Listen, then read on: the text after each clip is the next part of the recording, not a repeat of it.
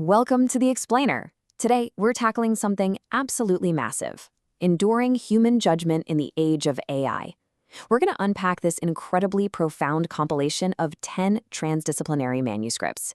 It is, quite literally, a masterclass in modern systems thinking that asks one of the most critical questions of our time. How does human meaning-making and judgment actually survive the rapid onset of AI automation? Let's just dive right in.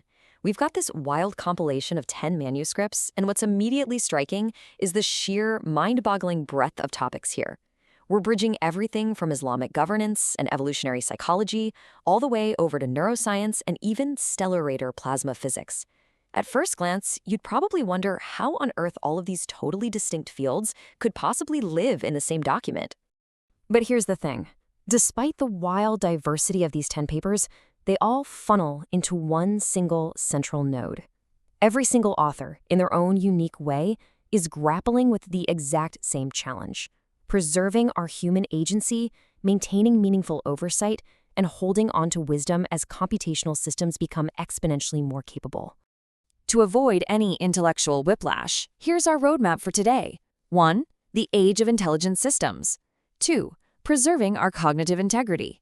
3. Epistemic mismatch and AI oversight. 4. The neuroscience of friction. 5. Designing seamful AI education. And finally 6. Stabilizing our sacred futures. Part 1. The Age of Intelligent Systems. We've got to start by busting a pretty dangerous myth: the idea that a frictionless, perfectly efficient AI-driven world is some sort of utopia. The text hits us with this profound idea right out of the gate. AI is pushing humanity out of an era of knowledge scarcity and into an era of judgment scarcity. Think about it. When an AI can instantly write eloquent, perfectly structured arguments, we risk outsourcing not just our busy work, but our active participation in reasoning itself. I mean, think about the last time you used AI to write a quick email. If we just rubber stamp an algorithm's output without actually checking the facts or the nuance, we become mere spectators to our own intellectual lives. All right, part 2. Preserving our cognitive integrity. So how do we actually stop ourselves from just being procedural bystanders? The authors introduce a real game changer here: the cognitive integrity threshold, or CIT for short. And no, this isn't some arbitrary math score. It's basically the absolute minimum level of brain power, of competence, you have to retain in order to genuinely challenge an AI. If you're using AI for research and it spits out highly articulate prose that secretly masks deep logical fallacies or historical errors, well, if you don't have the baseline integrity to spot those mistakes, you've completely lost your epistemic agency. So how do we keep that edge?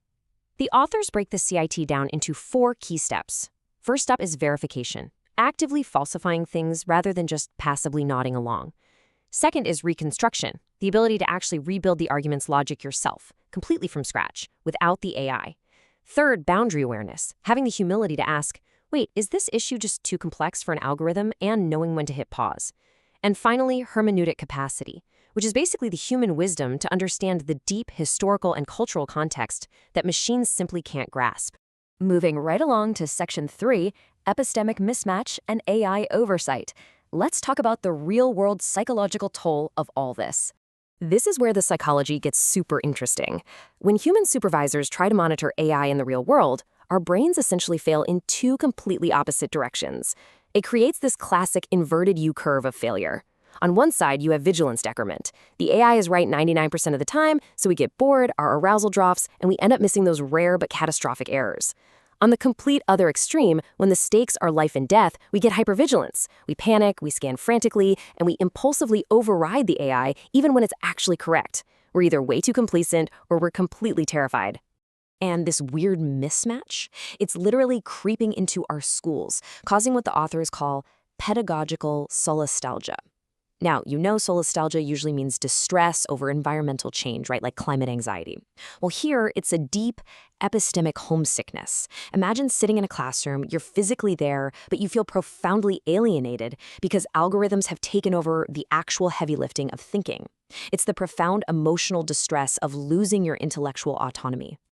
Which brings us to section 4, the neuroscience of friction. So if seamless, easy AI makes us stressed out and lazy, Why does our biological brain actually need things to be a bit difficult?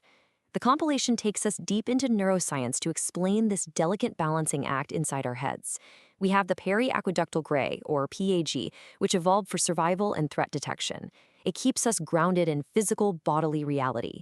Meanwhile, the hippocampus lets us simulate futures and build complex context. True human intelligence isn't just one or the other. It's a constant, ongoing dialogue between reactive survival and reflective imagination.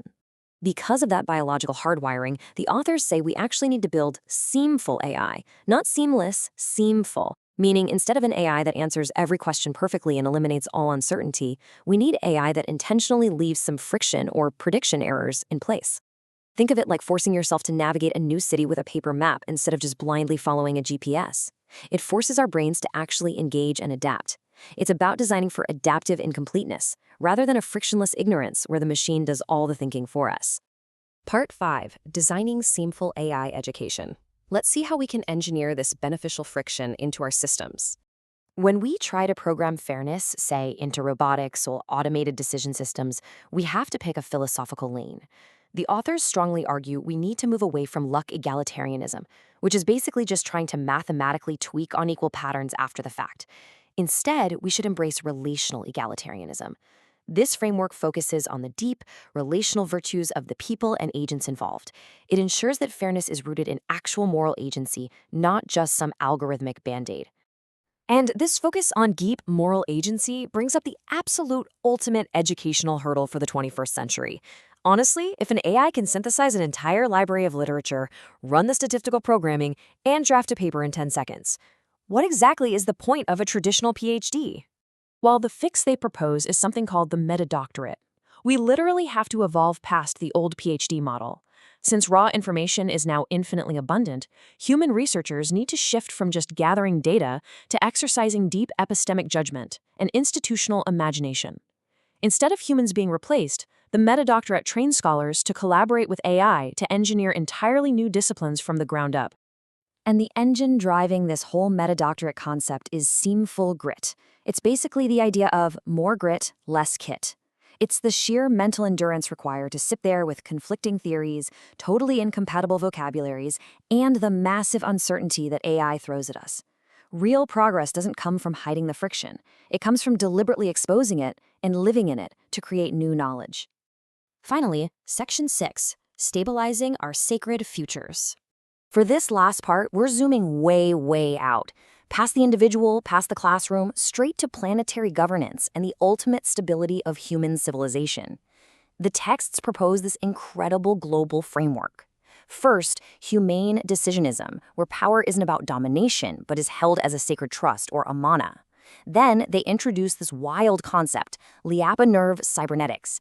It literally takes the complex math used to keep chaotic physical systems stable and pairs it with Tuhad, the theological concept of divine unity.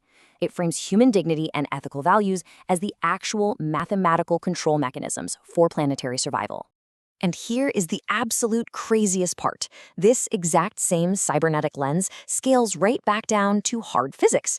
One of the papers treats complex stellarator fusion reactors not just as big energy machines, but as spatial computing platforms. It proves that the exact same principles of adaptive control that govern complex human societies also govern high-energy plasma physics. It is all connected. So what's the big takeaway tying all this together? From the neuroscience of the hippocampus to nuclear fusion to global governance, it's that slowing down is actually a feature, not a bug. In all these massive, complex systems, cognitive delay and deliberative latency act as crucial damping terms, meaning maintaining friction and exercising moral patience are literally our best defenses against total system collapse. I'm going to leave you with this final provocative question to chew on. As we navigate this incredibly complex age of intelligent systems, the goal absolutely shouldn't be to make life perfectly seamless.